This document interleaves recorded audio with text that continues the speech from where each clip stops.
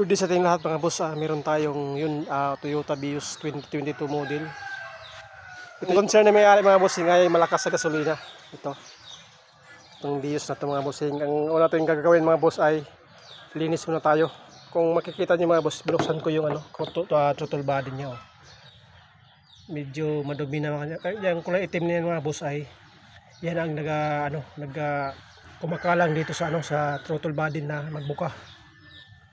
Kaya medyo naiiba yung minor nito, medyo malakas, kaya malakas din sa gasolina to kasi na yung throttle body niya. Kasi pangalawa mga boss ay ito.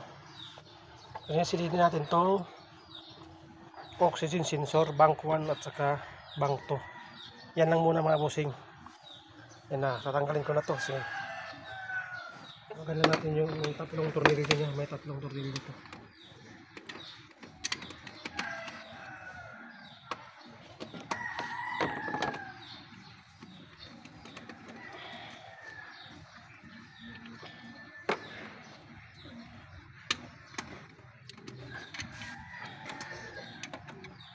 Tandaan lang natin mga boss, yung tinatanggal natin ay hindi natin ibabalik.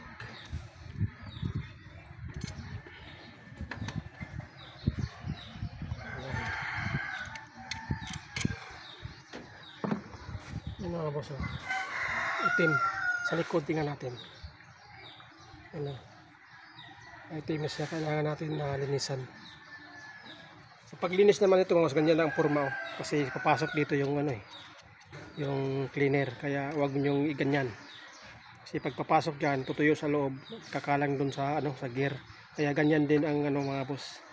Yung mapansin nyo mga boss, meron siyang singaw, singaw. Ibig sabihin mga bossing ay nakabuka yung kanyang throttle body, kaya medyo maano siya sa gasolina kasi bumuka. Kikita nyo mga boss, yun ang dahilan mga boss na medyo malakas sa gasolina. Yan mga boss, lilinisin ko muna to. Yan mga boss, nalinis ko na mga bossing. Kung makikita nyo mga boss ay wala nang itim sa gilid niya. Sa loob naman meron pa rin. Rest lang siya, wala nang itim dito sa gilid kasi yun ang nakakalang mga boss Itong dito mga boss, kaya yung kumakabit dyan kasi yan ang umiikot mga bossing. Ganun yan Kaya mga boss, okay na to, ay babalik na natin ito mga bossing dun sa Ang susunod natin ay mga boss, yung oxygen sensor.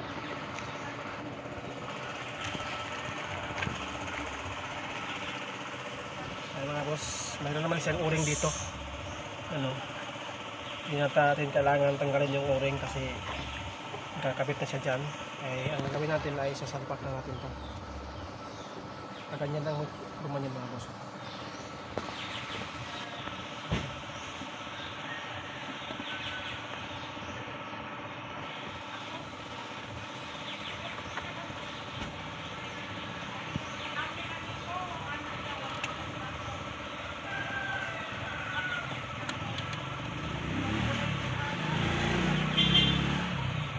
Mayroon naman siyang mga boss, tatlong tornilyo na dapat natin balik. Yan yung sa kabila.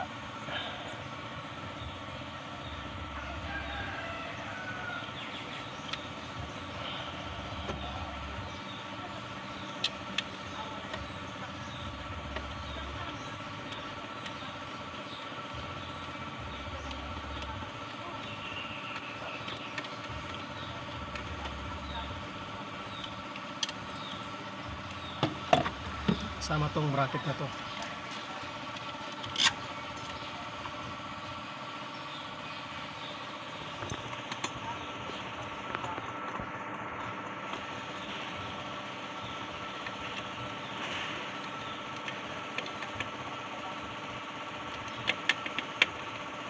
Kita natin ang bahagya mga boss na hindi masyadong mahigpit at baka mabasag tong kasi alloy lang ito mga boss kaya hindi masyadong higpit.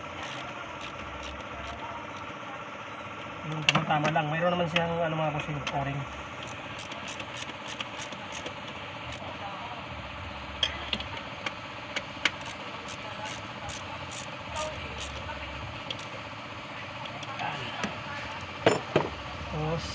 natin tong tinanggal natin mga bossing. Nakaganyan lang ito eh. Ganyan o.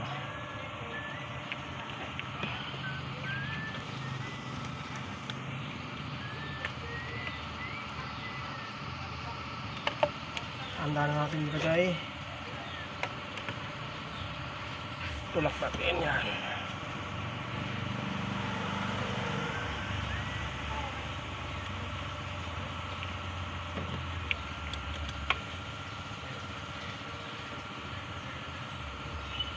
Sa ilalim itong hose na to. Tanggalin din ulit sa ilalim itong hose.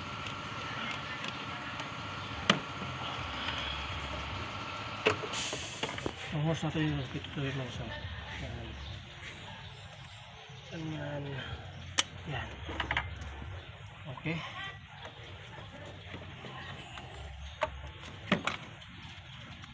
Yan.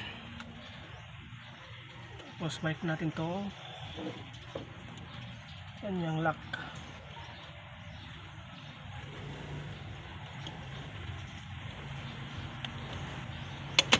Yan.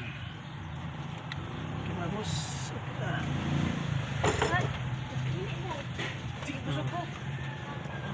Mga boss, continue tayo pag patanggalin ko na to. Mama? Ako, binuwang ito ako. Cut na natin to, cut. Ano mo pa? Patayin mo muna. Yan mga boss, dito tayo sa sa oxygen sensor. Kailangan natin itong linisan mga boss gamit ito. Pag wala kayong ganito mga boss ay hindi ito matatanggal ng open rinse or combination rinse.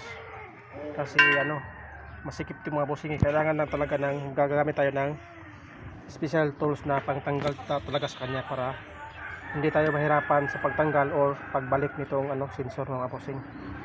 Kaya may kawang ito mga boss kasi dito yan papasok yun ng yung sakit yan sa may hose niya or wire.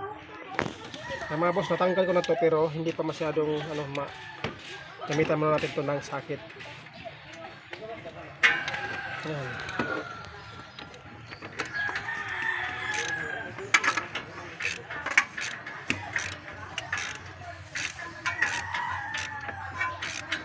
Dapat mayroon din kayong universal kasi para hindi kayo mahirapan. Ito ganito yung mga boss. Ito saka extensor na maiksi. Yan, tanggal natin mga boss ito. Ito yung itsura ng sa loob ng oxygen sensor. Kabila mga boss. Kaya kailangan natin ito linisin ng steel brush mga bossing. Kuha lang akong steel brush. Yan mga boss, gamitan nyo lang steel brush tapos sprayhan natin ito.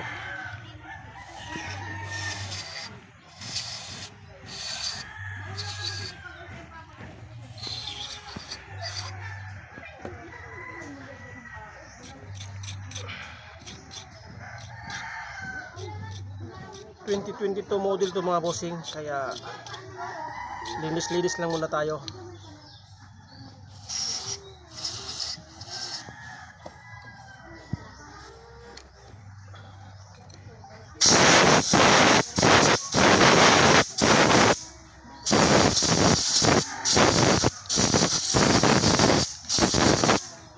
Yan mga boss, linis na siya. Ay, pwede na natin ito ibalik. Kung anong ginawa natin dito sa una mga bossing ay ganoon din natin gagawin dun sa ilalim. Mayroon pa yung sa ilalim mga bossing. Kaya kung minsan mga boss mapapansin nyo ay pag pa-start nyo pa lang ay talagang malakas yung RPM nya. Kasi mga boss tumutukod na yung yung throttle body. Yun ang dahilan mga bossing.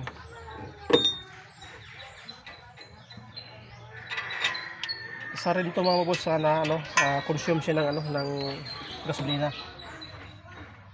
Kasi ito yung nagko-control ng buga ng gasolina mga boss or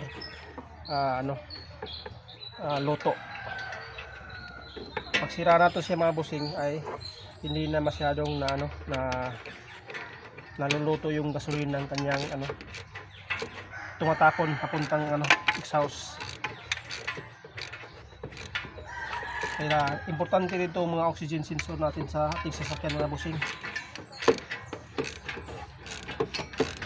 Binalik ko na ito mga bossing. Wala naman tayong problema kasi mayroon tayong special tools na ginagamit. Yan mga boss, at binalik ko na mga bossing at i-update ko lang kayo boss. Ito yung bank to na oxygen sensor mga bossing. Magkaiba yung sukat niya.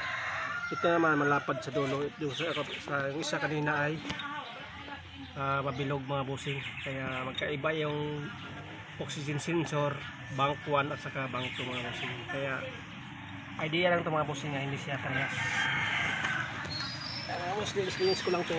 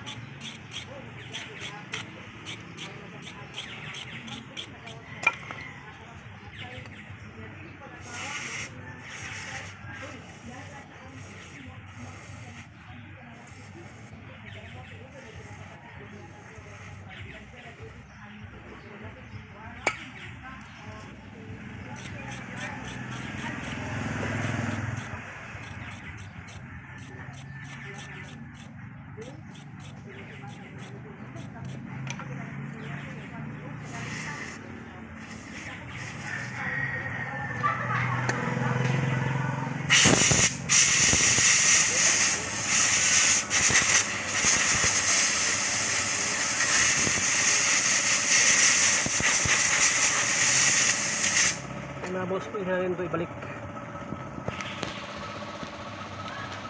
Natin na natapos ko na lahat, natapos ko na pagkabit, pero bago natin paandarin mga boss, kunting tips lang ay i-double check natin lahat ng mga tinanggal natin ng mga nut or mga socket para hindi tayo magka-problema. Baka mamaya pinaandaran sa sasakyan tapos pinatakbo na natin, mayroon pa palang bolt or socket na hindi naayos na pagkabit mga boss. Kailangan kung anong tinanggal nyo, dapat i-double check nyo na maayos para wala tayong na reklamo na matatanggap pag na-release natin tong sasakyan mga bossing. Okay, ngayon mga boss ay paandarin na natin to. Malinis na siya mga bossing, binagkahan natin ng hangin kaya paandarin na natin.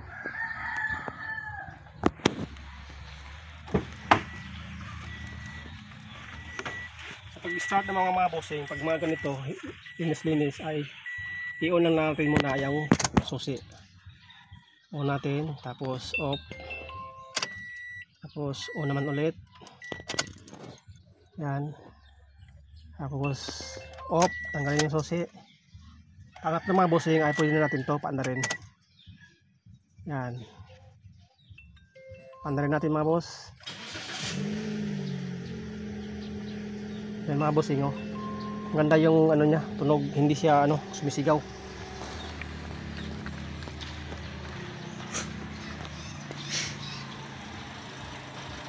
Ayan mga boss, okay na to, ay napaganda na yung indoor niya. Pag nalilinis natin yung throttle mga bossing, back to normal na yung kanyang operasyon mga bossing, ay napakalamig ng under mga bossing. Kaya mga bossing ay ano na natin to, balik na natin para i-release natin dun sa may-ari.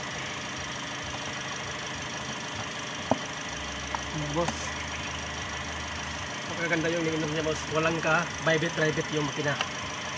Kaya naman yun lang masishare natin ngayong araw mga bossing. Ito lang muna yung paano patinuin yung malakas yung minor pag pinapaandar na rin sa sasakyan mga boss. Parang siyang sumisigaw mga bossing kasi yung total body niya ay madumi at kumakalang na yung mga carbon deposit mga boss na kinakain itong total body mga bossing. Yan lang mga boss, yun lang ang dapat nyo gawin muna pag malakas sa gasolina yung sasakyan at may napansin kayong kakaiba sa minor niya ay para siyang sumisigaw pag ini-start. Yun lang ang problema mga bossing, itong throttle body at saka itong oxygen sensor mga bossing. Thank you sa inyong panonood mga bossing at good luck sa ating lahat. See you in the next vlog natin mga boss at Bumpy Parts. Thank you.